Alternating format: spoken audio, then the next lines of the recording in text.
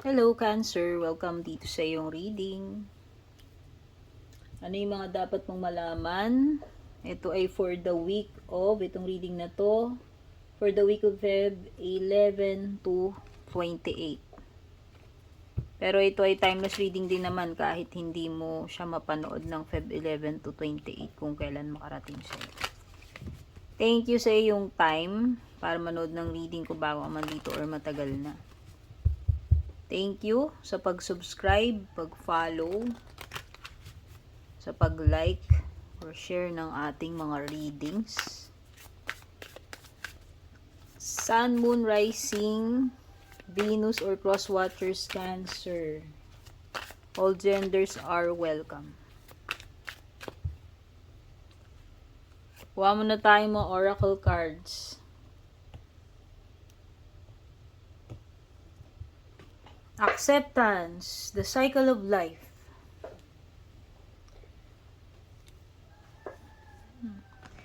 Para sa akin, it could be a new cycle. A new chapter ng buhay mo, a new cycle. No? Ang buhay natin ay puro cycles eh. Parang paikot-ikot lang, 'di ba? Kagaya ng everyday natin, it's a cycle. Sisimula tayo umaga, and then magagabi na naman, and then panibagong petsa, panibagong araw. Parang ganun lang din 'to. Kumbaga, yung cycle niyan is part ng buhay natin 'yan. May beginning, may ending palagi.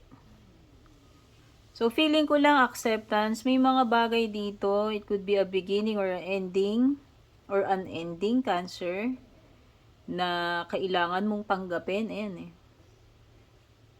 Welcoming or accepting a new cycle or a new beginning. Yun yung nafe-feel ko. No? Ano man yung ano na yan. In general, kung ano man yung cycle na yan na magsisimula ulit para sa'yo.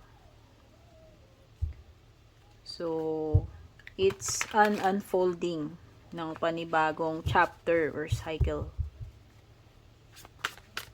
sa buhay mo. Related man yan sa career mo, sa love life mo, sa family mo, or sa sarili mo.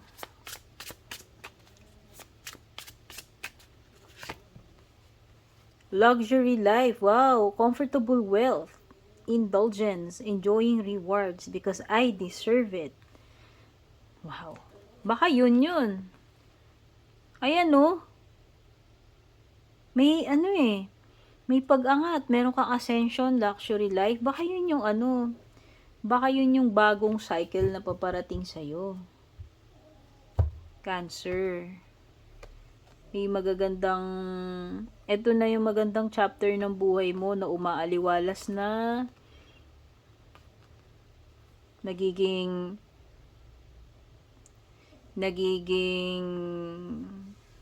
luxurious na yung buhay mo kasi ito talaga pagiging wealthy, luxurious lifestyle. So ibig sabihin can afford ka, hindi ka lang yung average, no?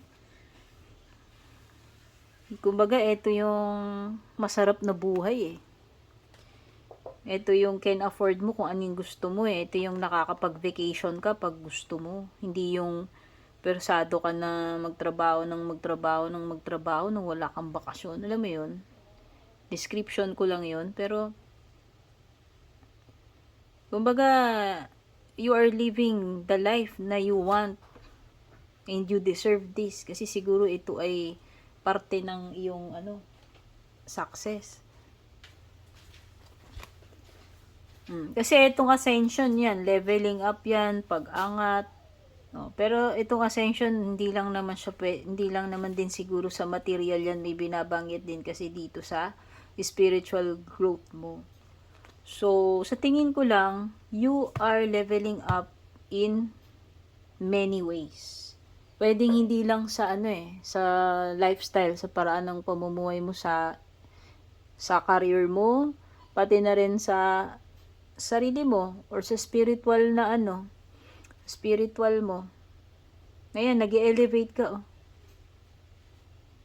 Umaangat ka ng umaangat. Pwedeng yun yung mo eh. Yun yung bagong cycle sa'yo eh.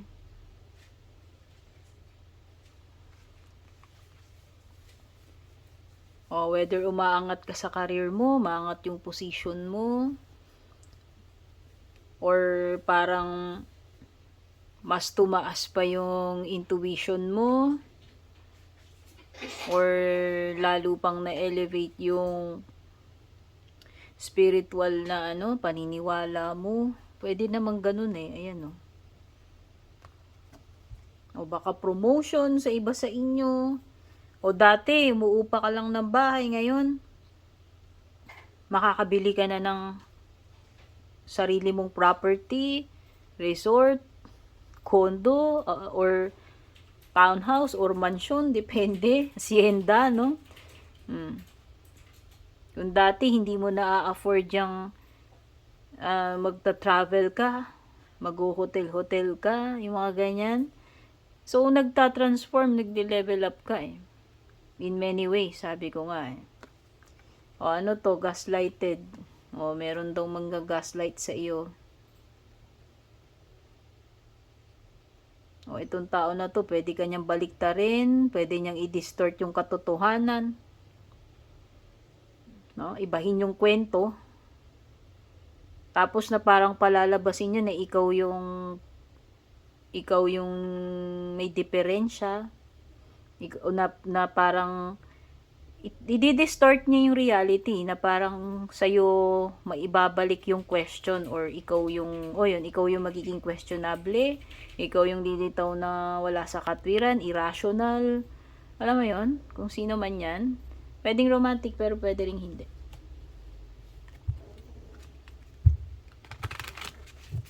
By the way, gusto ko rin pong magpasalamat doon sa mga napaka-generous natin na palagi pong nagpapadala ng mga stars. Hindi ko po kayo ma-memorize lahat-lahat. Sorry po, pero si Miss Yoli Suliman yung hindi talaga matanggal-tanggal sa isip ko kasi consistent siya ng ilang taon na. Pero marami po kayo na napaka-generous. God bless na lang po. Bahala na po si Lord sa inyo, sa kabutihan ninyo. For sure, i-bless po kayo. Ano man pong amount ng star yan, blessing po yan sa akin. Lahat po nung nare-receive ko po sa inyo na God bless, mga well wishes, mga magagandang comments, messages, yan po ay mga blessings po para sa akin. Heart po yan. Yan po yung nagpapasaya sa puso ko. Salamat po pala sa pag-appreciate po sa ginagawa ko. Okay, may mga taong pintasero sa ginagawa ko, may mga taong hindi nakakaunawa, pero sobrang napakarami ng mga taong nakaka-appreciate sa akin at yun lang ang importante sa akin. Ako po ay grateful sa inyong continuous support at paniniwala sa ginagawa ko. Yun naman ang importante, hindi yung mga etyoserang frogs. Akala siguro nila may pake ako, pero wala. So, back to your reading. The Chariot came up sa bottom ng iyong deck. This is your energy. Cancer energy. This could be you. Or kung sino man sa mga maaaring makadil mo sa period na ito. Sun, Moon, Rising o anumang placement yan. Meron kang mga water dito na iba, meron ding mga earth, meron ding Sagittarius, meron ding ibang fire or air. So, halos lahat ng elements nandyan.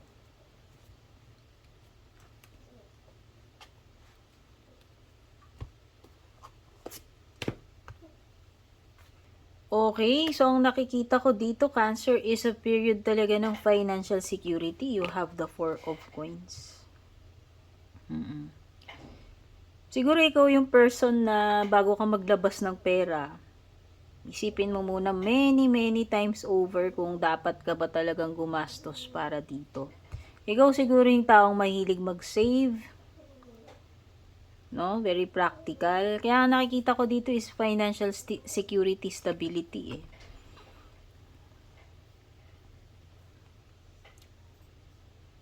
Meron kang mga tao dito na baka hindi mo sila makasundo when it comes to mga terms, sa mga transaction ninyo, sa mga pag-uusapan ninyo. Hindi ko alam kung business deal yan, anumang transaction yan. Pwedeng hindi kayo magkakasundo. Okay? Hindi mag-agree.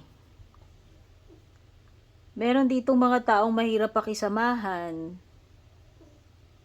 Oh, may mga tao ditong hindi mo sila ganun ka-type or hindi ka nila ganun ka-type. For some of you, pwedeng nagkakaroon kayo ng problema when it comes to friendship. Sa mga tropa-tropa ninyo, mga amigo-amiga ninyo. Pwedeng may mga misunderstandings, tampuhan, may mga friction, no?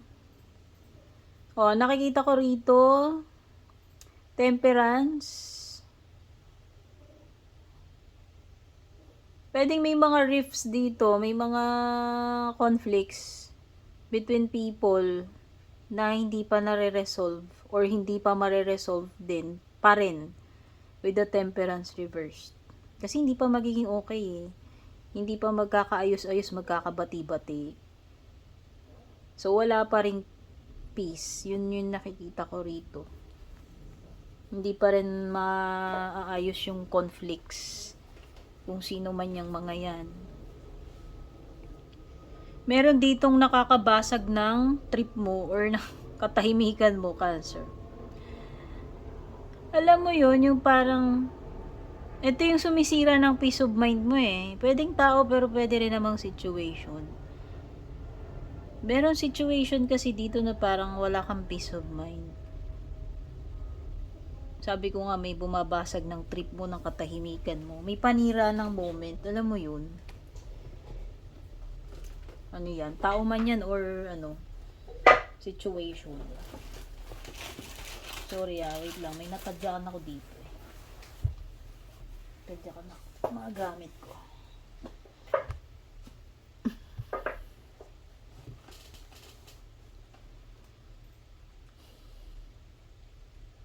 Wag ka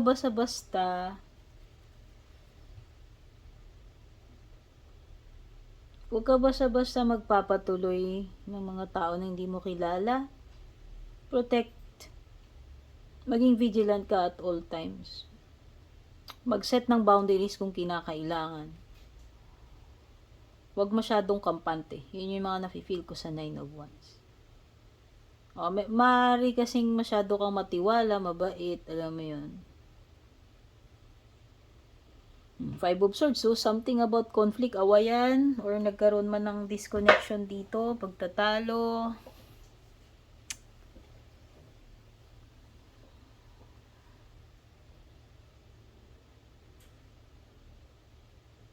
Meron ditong parang ano yung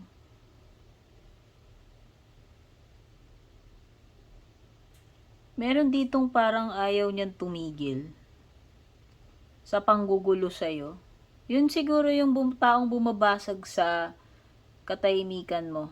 Kaya wala kang peace of mind, wala kang katahimikan. Kasi ikaw, ayaw mo ng gulo or nilayuan mo na yan, iniiwasan mo. Pero,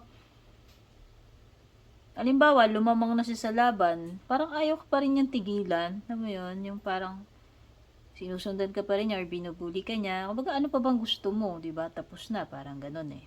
Parang yun yung nafe-feel kong energy na eh. Naman ko kung sino yan. By the way, in terms of traveling, maganda kasi of the Chariot. This is a card of success. This is a card of reaching a successful outcome. Pwede rin itong successful ka sa kung anumang destination yung gusto mong puntahan. Meron ditong clear na direction ng pag-abante eh. Kagaya nung Ascension card mo eh. Okay?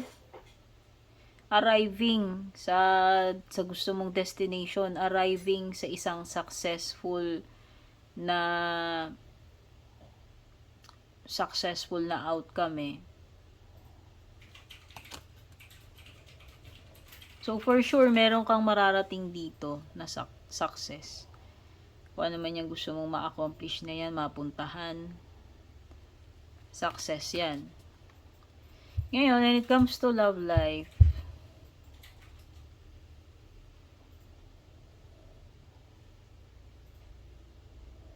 nakakakita ako dito ng ito, isang eksena. Pwedeng yung iba dito, merong friend na involved dito. Hindi ko lang alam kung nagkaroon ng traiduran, nagkaroon ng third party, at ang masaklap nun ay pwedeng friend yung concerned na isa. Involved pala. So, nakita ko kasi parang may nasirang friendship dahil lang sa love eh. So, hindi ko alam kung sino yung nagkamali rito, yung gumawa ng mali, yung friend ba o ikaw? O yung person mo ba? Sino ba yung pumatol kay kanino? Yung ganun eh. Tapos nagkaroon ng away, nagkaroon ng away. Nag-away, nakipag-away yung isa dun sa friend kasi siya yung cause. Tapos nakipag-away dun sa person. Kayo na bahala magtukoy kung sino kayo dun. Tapos meron nga dito na ayaw tumigil sa panggugulo, sa pangkukulit. Kahit na yung isa ay wala namang plano, ayaw naman ng gulo, ayaw ng away, meron talagang ayaw tumigil. Meron ditong energy ng hintay, pero wala namang kasiguraduhan kung may mahihintay ka ba talaga dito. Hindi ko alam kung yung person mo ba yung naghihintay o ikaw. Meron ditong parang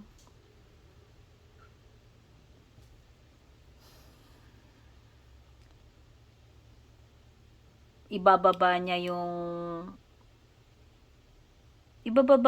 pride niya or yung guard niya So, supposed to be dapat magsiset na ng boundaries, limitation, or ibablock na. Pero parang ibababa yung pader, parang ganun. Okay, parang ano nangyari? Akala ko ba ibablock mo na yan or iiwasan mo na o hindi mo natatanggapin. Pero parang napipil ko energy lumambot ba puso? Nagbago ba isip para tanggapin uli? Na binaba mo na naman yung defenses mo kung ikaw man yan. Okay? So, yun. Tingnan pa natin. Ano pa ibang paparating sa'yo?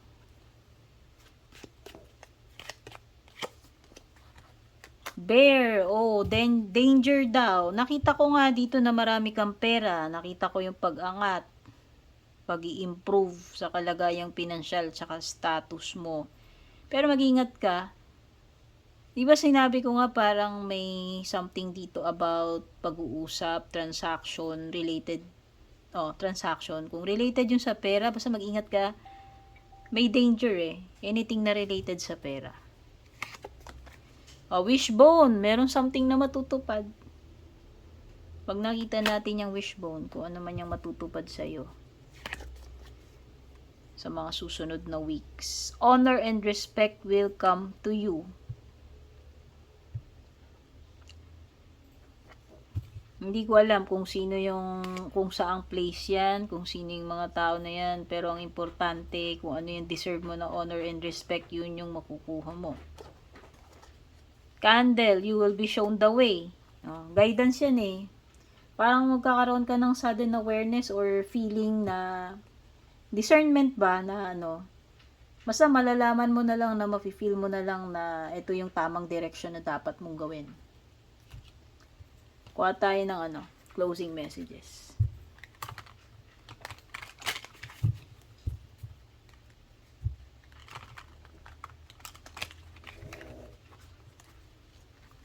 Kuha tayo isa, Ostara, tapos kuha tayo isang angel card.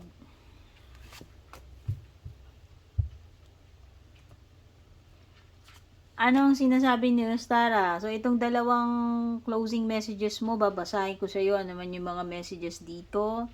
Ito ay pwedeng affirmation, reminder, no? The white hair will cross your path, enlightening you with a sense of trust and belief. O, di ba sinabi ko nga, meron something enlightening. Guidance. You will be shown the way. So, ito yung parang white rabbit ni Alice. Example lang dun yung rabbit, symbolism yan. Pero it could be anything. Meron something dito that will cross your path, enlightening you with a sense of trust and belief that things will be more beautiful from this day on. Ano ba yung sinasabi ko? Ayan o, yung entering a new cycle, luxury life, ascension. Yun yung mga yun eh. Life will be more beautiful from this day on.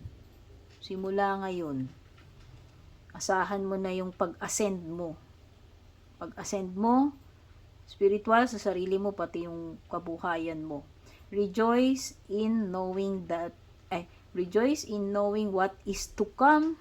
So, i-claim mo na yan, i-rejoice mo na yan, and step forward into the new, leaving all your fears and worries behind. Kasi nga, yung mga magaganda na yung paparating sa'yo, diba? The white hair will guide you through this time. Ayan, you will be shown the way. Wow, grabe naman. Parang kinikilabutan ako sa reading mo. In a good way, ha? Etong white hair na to, kung ano man yung symbolism na yan, siya yung mag-guide sa'yo through this time, enveloping you in magic and mystery. Ang affirmation, I am guided and receive more beauty in my life. So, you are divinely guided, blessed sa mga susunod na panahon mula ngayong araw na to. Ang angel message mo, no one can outgive God. Be generous with your gifts. Do more, be more, give more, have more. So, feeling ko lang doon ay share your blessings, Cancer. Godspeed, babush.